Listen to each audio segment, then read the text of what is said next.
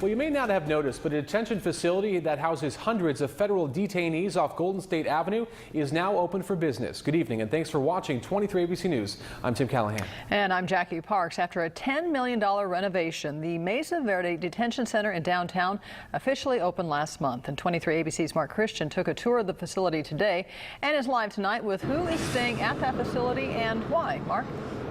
That's right. Well, the facility doesn't contain the average criminal. The 186 foreign nationals detained here right now are either waiting deportation or appealing the process. But one thing is for certain, while they're here, they're doing anything but serving hard time. Here, you won't find your typical prison cell with bars.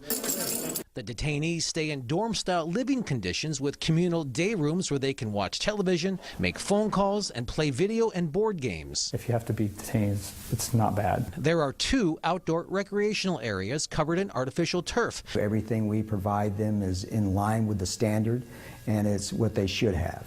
A computer lab, a library for legal research and recreational reading. The majority of people who are being housed here do have prior criminal convictions, but to the extent we can, we've tried to make it an open environment so that people can have extensive access to recreation, they can play video games, they can play board games. The individuals housed here are administrative detainees. They've been convicted, already served their time, but can't go back into society because of their immigration status and criminal history. We find either that they're a flight risk, that they're going to disappear and we won't be able to find them, or they're a threat to the community. Now, despite these detainees not serving hard time, the facility will bring more than 100 local jobs with 93 positions already filled. As we grow, our staff will be actively involved in civic organizations.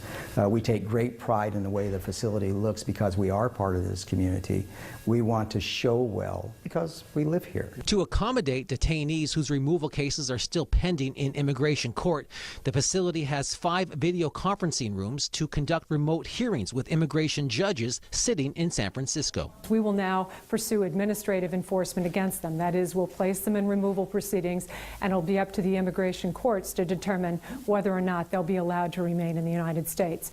Now, officials say there will be some instances where a detainee will come directly here after being arrested by an ICE agent, but typically most who are here will probably stay a little more than 3 months. Back to you.